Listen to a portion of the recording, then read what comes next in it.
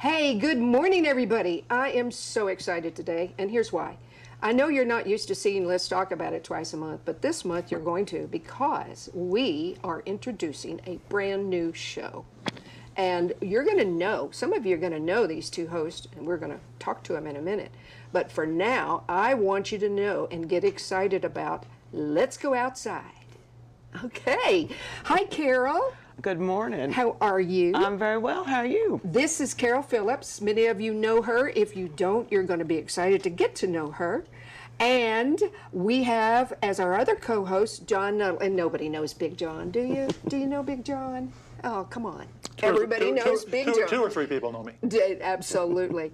Well, we got excited the other day because we were looking for a new topic, and John says, I know just the person. So he turned us on to Carol. And here's what these two are going to do together. I'm going to let them tell you who they are exactly in a minute, but here's what they're going to do together. John is most everything is going to be remote. Because how can you go outside if you're not outside, right? Exactly. Right. So John is going to be the camera person, and I think he told me the other day that if he has to, he knows how to jump into the scene if he needs to. Yeah. And Carol is going to be doing a lot of the action stuff. So we're excited. Let's get to know Carol. Carol, tell me about you. Well, I started out as a child in Louisiana, running around in the swamps and in the lakes, and my mother referred to me as a feral child. She tried, but it didn't take very well, so I continued just to be myself and be outside. And she really was very supportive.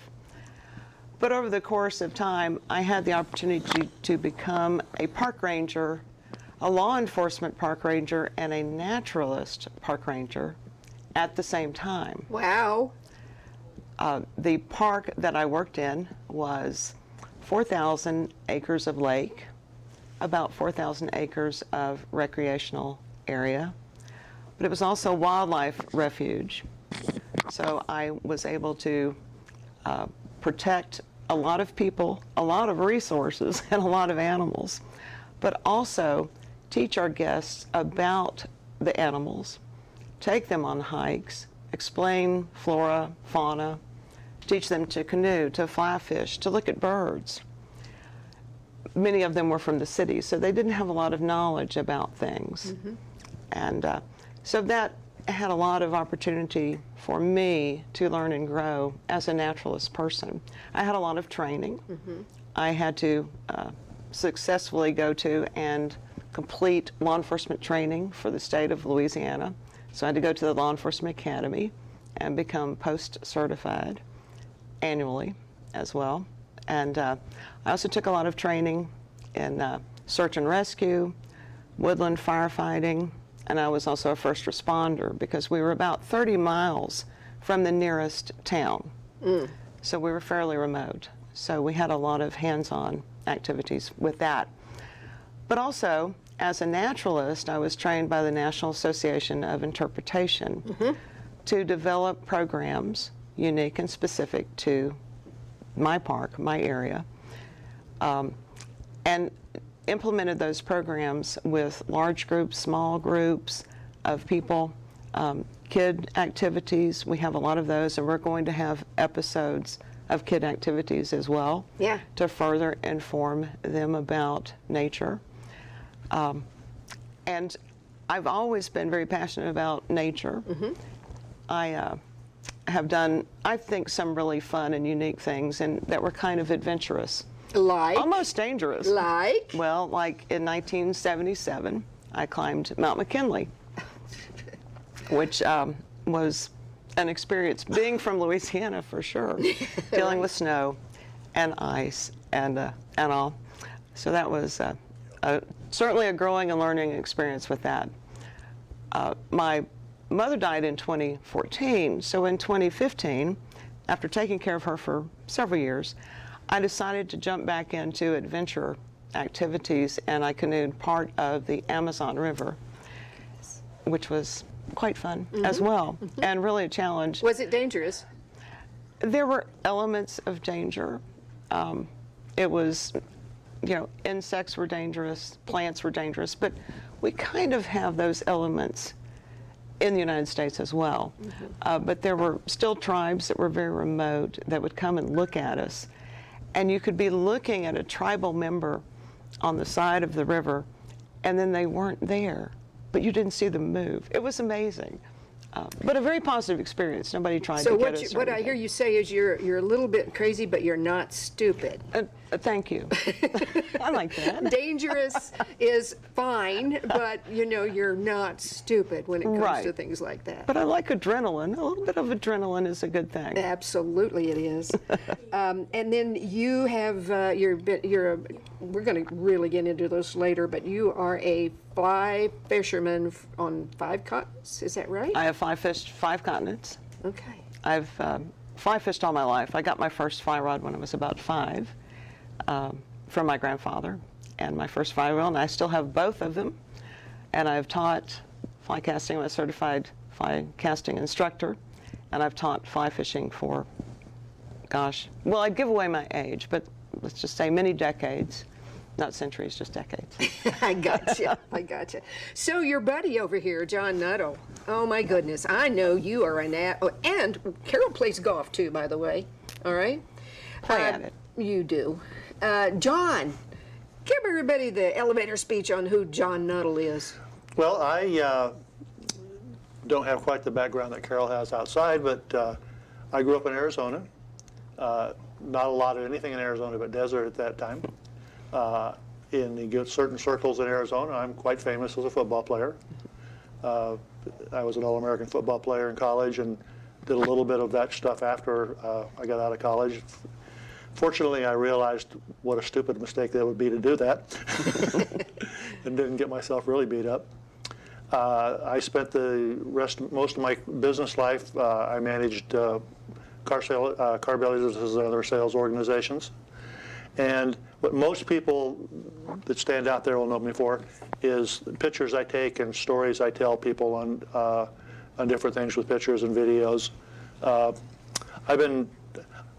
I had a video camera, my first video camera, you wore on your back with a pack, and you had a rope, and you had a big giant thing that weighed about 45 pounds. And I was the only guy that actually could shoot pictures with it, because I was the only guy that could carry it. Gotcha. Yeah, and but you were also a cyclist. Oh yeah, that's pretty major. Yeah, that's always been a passion for me. I've bicycled everywhere. Our COVID thing was, we decided, since we couldn't go anywhere, we loaded our bikes on the back of the car and we went around, and during the first 4 years of COVID, we rode our bikes in 49 of the 50 states. Wow. So you just haven't been to Hawaii, or you did? We have not been to Hawaii. Okay. One of the rules, or set of the rules we had for our rides to count it as a real ride, had to be 25 or 30 miles long at least. Yeah. Had to be significant culturally or something, great views, something. Well, there's really one significant place to make a bike ride in Hawaii, and it's on Maui. And it's from Lahaina to the top of the volcano. Did you hear the top part? Yeah. I did. This would be me like pushing the bike, but anyway. Well, Lahaina's gone. I know, but. So there's nothing very significant about riding through a burned out forest. So Yeah. we just kind of, it just keeps getting pushed back and keeps getting pushed back. Yeah. But my natural state is a much larger man than I am now. I remember you. When I first met you, you really were a big John. You're Yeah. still a good-sized guy. Yeah. But that cycling worked. It helps keep me in shape, and I do a lot of it. Okay. We do a lot of hiking, on the trails and stuff. For several years, I ran a website actually here in Bella Vista about where to walk and hike in Bella Vista. I remember that. And I actually sold it to somebody. Did you really? One of the bike companies came up and said, "Well, we want all your stuff," and I said, "Sure." For X amount. Well, so they gave me $3,000. You know what? Let's tell everybody. Let's get excited here. And just talk when you want to here. What can we expect? What can our audience expect from you guys over the next year or so? What are we going to talk about? we're going to have a lot of programming, and it's going to be predominantly outdoors. I know a lot of things, but I don't know everything. And we're going to have guests, and we're going to have experts on certain topics. One of my favorites is going to be geology. And the geology in this area is so unique and special. We need someone who really knows what they're talking about. How did all these rocks and caves and mountains get here? And I think that's going to be a fascinating topic. And I know you're helping with that. We're going to find an expert that you know. I know the perfect lady, and she's fun. Good. So We don't want non-fun. No, Yeah. it has to be fun, or we're not doing it. What else are we doing? We're going to talk about what? We're going to talk about where to go fishing. Yes. Carol actually knows a lot about fishing. What about what I- fly fishing? That's About what fly I've fishing. heard. Yeah. I've seen pictures of her in waders out in the middle of the creek after she's come to a formal dinner party before. I'm just kidding. You're almost close. I'm sure of that. And then you and I just talked with Susan, who does our food show earlier. So after you do these fishing things that you do, what is it you guys are going to say? We're going to do a program. Now that I've caught it, what do I do? And we're going to clean fish, and then with Susan, we're going to cook it. Excellent. It'll I be can't great. wait. It's going to be fabulous. So what else can we expect here? I'm hoping lake ecology for our POA lakes. It's very complex because they're all different. It's not like when Cooper made our lakes, they're not all the same. They have different watersheds, they have different sources of their water, and that is going to be a fascinating topic, I think, about the ecology. We have an ecology department with the POA, but it's so finite sometimes, charts and graphs and things like that. We're going to go out and actually see what makes our lakes unique. And one of the things that I like to do on our lakes is snorkel. Is that what this is? That We'll talk this about is this after the a break. snorkel.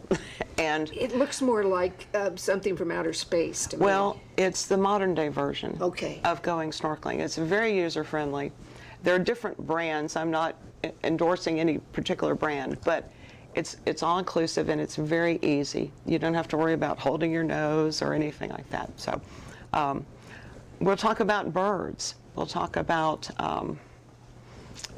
hiking, biking, but unique aspects of hiking and biking. What about this thing? We're going to this talk thing. about that? Oh, yes. Okay. Yes. We're going to really talk about it after the break, for sure. We will talk about it. Because here's what I heard her say to me one day. I know she is more a fan of canoeing rather than kayaks, and you know how, and will show people how to actually work that canoe, not this way, but Right. With proper the technique. proper technique. Everyone thinks canoeing is difficult and hard, particularly solo canoeing. Yeah. And they'll paddle on the left and then they'll flip over to the right and back and forth, and that is a lot of wasted energy and effort when it can be done so simply on one side of the canoe with specific strokes. And we're going to have an episode about how to canoe the right way. I love it. And John's going to be filming. He's going to be. I'm going to be out there wading in the water in front of her. Hey, we ought to have another camera of you cameraing her. Anyway, it's going to be fun. So, John, what do you envision? All of this, obviously, but what have we forgotten? Well, we're going to talk about bicycling. Yes, I mean, this is the self-proclaimed bicycle capital of the world now. yes. And we'll probably get a show together that talks about the different types of bicycling, who should be doing what kind of bicycle you should have, where should you ride, because everybody will have a different skill level and different tolerance to how much adventure you have. Like, for example, I don't go down real steep mountain bike trails. Smart man. Yeah, when you hit the tree at the bottom, it really hurts. When you're 20, you bounce off. I got you. Well, we're going to take a break here in a few seconds, but in the meantime, what we're going to do, and you all help me out here, we're going to have something for all. We're going to have women, men, children, something that all of us can do outdoors. even those people that don't know how much fun outdoors can be, right? Right. All right. So let's take a quick break and we'll be right back. Hello, I'm Dave Todd, president of Todd Films. We work alongside Bella Vista Community Television to produce some of the content you see aired here. Have you thought about reaching your customers through a television ad? We have several options for you to consider. They range from coming to our studio here, or going to your place of business, or on location. Once you have your commercial, Bella Vista Community Television has several options for you to consider for airing your commercial. Do you have a live event that you would like to capture on video? We also offer live production packages that may be of interest. Please continue to tune in to Bella Vista Community Television. We hope you are enjoying this program. And now back to the show. Okay, we're back. And we had fun during the first half, but we're really going to have fun now because whether or not you can see it yet, there's an awful lot of really cool props here. Carol came in with a wagon and we brought in a canoe and a part of a canoe, right? Part of. So why don't we just start maybe on this side of the table and you tell us what all this stuff is. Okay. Well, we have so many species of woodpeckers and birds, but primarily woodpeckers, and they're one of my favorites. Their call is wonderful. I like it when they tap on trees or on your house. I don't like that part, but the tree part is okay. And you know, we have wonderful wood carvers in Bella Vista. This is not one of theirs, but I've seen things just as wonderful as that is. And here's our little quiz for the day. Oh, Yes. Viewer, what type of woodpecker is this? You should send your reply to our email address. that's right. So let's put up our email address if we can, but I'm going to say it out loud. Right now, it's to the TV station's email address, which is bvctv99@gmail.com. Now, Carol is going to actually have a special for the show place where you can send your questions to a Yes. Gmail account. Yes. So stay tuned. We'll tell you about that. But anyway, so the question was, what kind of What woodpecker kind of is this? woodpecker is that? And there might be a prize. Who There might be a knows? prize. You never know. That's it.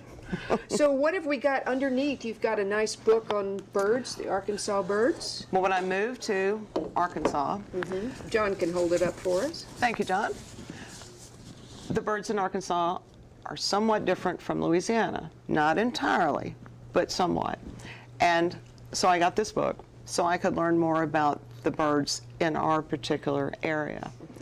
And the Bluebird Society that we have has done wonders with rehabiting bluebirds in our area as well. So this is an excellent book. If you're old-fashioned like I am, I know you can look everything up on the internet, but there's something about having a book in my hand and reading and bookmarking something and underlining something for the future. Lots of pictures. Lots of pictures and lots of information. It's just a suggestion. This one is an older book. There are newer ones out there, and there are certainly general guides that cover much more. But I wanted something a little more specific, so it's a good book for that. Okay. And of course, when bird watching, having binoculars. I also use a spotting scope as well. Hold it up there so folks can see it. And this is just one brand. There's a lot of different brands out there. It doesn't have to be this particular type, but just a general, all-round, good pair of binoculars. And you can bird watch from your front yard, your backyard, your porch, your deck, anywhere in Bella Vista. All you need is a pair of binoculars. okay, sounds good to me. So is this your rod and reel thing here from when you were a kid, or is this a new one? It is fairly newer. Okay, I have Right here, about guys. 60 fly rods and reels, surprise, surprise. but different applications. Yes. And that is one of them. Fly fishing can be done not only in lakes and rivers and streams, but can also be done in Don't salt tell me water. the bathtub. No. No, Okay. that's for toys. Okay. That's for toys, not for fishing. So in salt water. Yes, in salt water. I have fly fished in Belize and just different, Florida, Louisiana. You can catch any type of fish fly fishing. You really can. When Lewis and Clark went on their adventure, they carried with them fly fishing equipment because there wasn't a Zebco 303 spinning reel yet. That was still 100 and something years away. So that's what they used.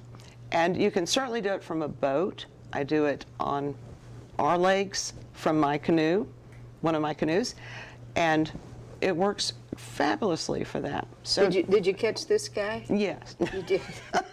You see this guy, guys? This is wonderful. She has another fish that we're not showing today, but it's your good luck fish. It's Dale and I. It's our good luck fish. Okay. All right. So what do we got here? It looks like a turtle, but it isn't. It is not a turtle. It's geodes, Okay.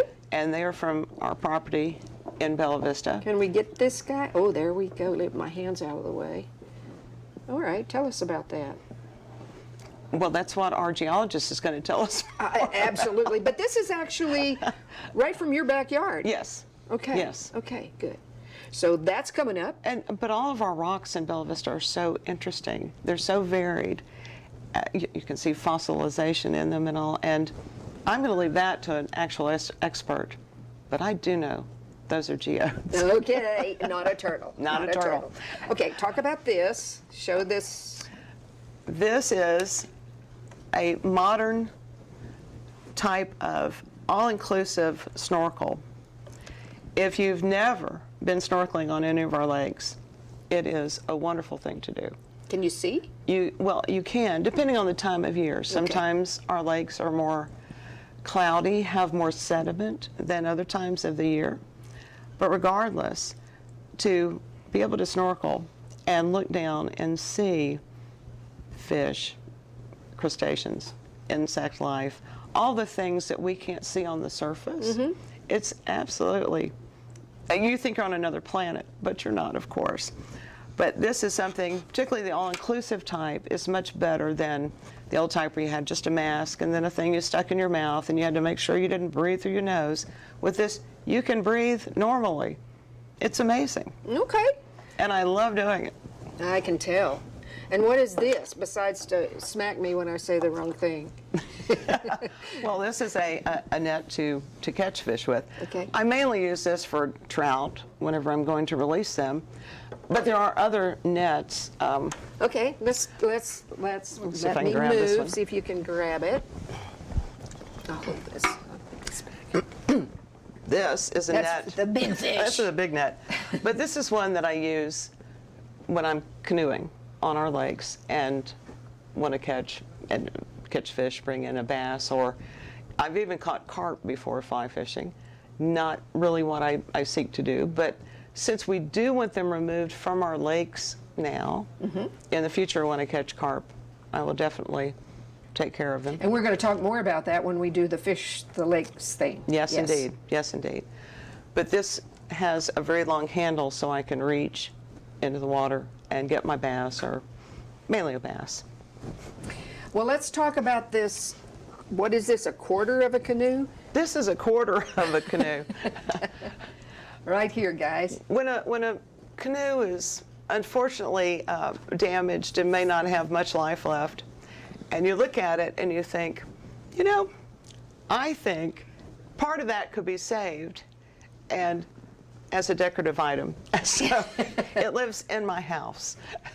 And it's just wonderful. It did not survive the Buffalo River flood. My other canoe did that. Okay. Which is another story of adventure and adrenaline when the flash flood happened. But anyway, it's just a little... And this is your special paddle? One of my special paddles. Okay.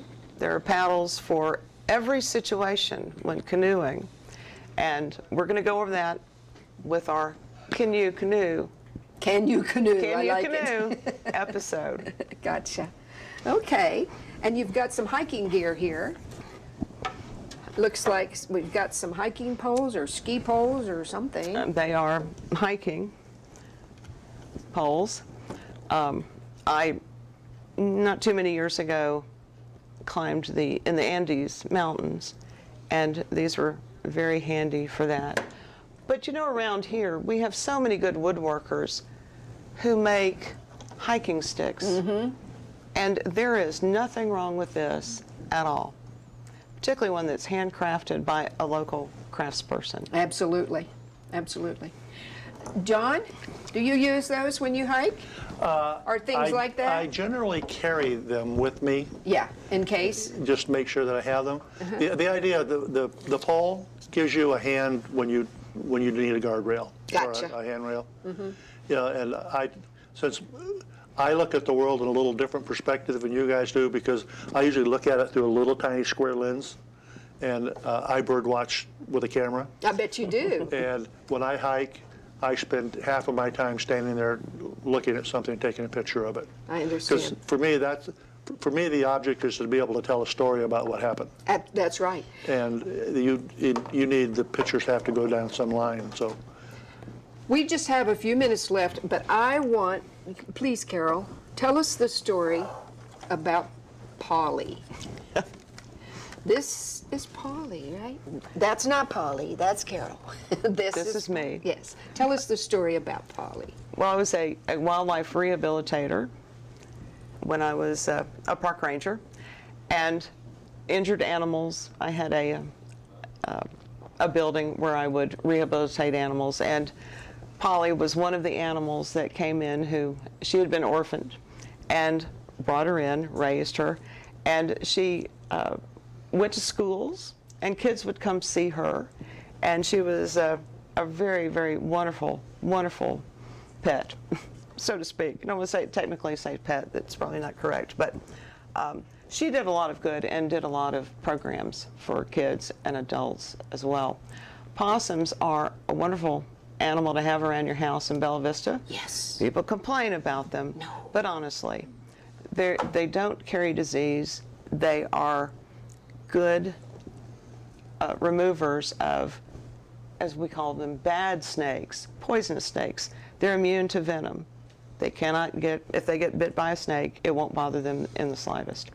So they're just warm and fuzzy, and she always liked to have the back of her ears scratched. Really? Kind of like a Yes. dog. Yes, exactly. Did she ever go back to the wild, or did she just stayed with you after? She stayed. Some animals, when they're rehabilitated, and because she had contact so often with people, she became used to people, and she could not be released. But some things, like raccoons, I would not have a lot of contact with them, and they would be released. But rehabilitated turtles were notorious for getting their shell cut by the propeller of a boat. And many times the people who accidentally did that would bring the turtles to me. That's nice. Some were really big. And just gave them a little space, a little time out to heal, and then we could release them. So, that is a beautiful story, and I absolutely adore possums. They're so theatrical, aren't they? They are. Because if they get in a tight spot, they just die. But they're not. No, they're not. But they are fabulous actors. They are. So, we just have a couple minutes left. Let's talk a little bit. John, you jump right in there anytime you want, but I want to know a little bit more about search and rescue, and what else? What don't you do? I don't sew. Oh, you don't sew. And I don't Okay. craft. Okay, fine. Okay, no worries. But search and rescue, tell us about that. You do that here? No, that's what I did at the park. Gotcha. And I was a first responder as well, and I still kind of do that on our golf courses sometimes in the summer when people have heat stroke or heat exhaustion and all that. But search and rescue was not only based on the lake, a 4,000 acre lake, but also land as well. People would get lost. People would get injured out on the lake or in the recreation area of the park. So we had resources to go and get them safely, keep them safe until an actual ambulance or air flight could come and get them. So Was it you, John, before that said something about if you actually needed to be searched and rescued, that this might be one of the first persons This would you be a would think person I would about? call. Yeah. And what people forget about search and rescue, I did search and rescue for 6 years in Arizona. Did you? Okay. Yeah, and people realize they forget to think about how important it is that you do things that help people find yourself. Oh, I can only imagine. Yeah, I'm surprised there are people that hide. You know, we could talk for hours here, but let's save a lot of it for the next show. We don't know for sure what the next show is going to be, but next month, during this time slot, that's when you guys will be back. We're all excited. We're going to do everything in our power to promote this for you. We didn't even touch on everything today, but we want everybody to be excited and come back and see us. So, until next month, go ahead and practice. Let's go outside, right? Right. And I want to say, dear viewer, it is my sincere hope that this is the most boring episode we ever do, and that everything else is outside and fun. All right. Thank you, guys. See you soon.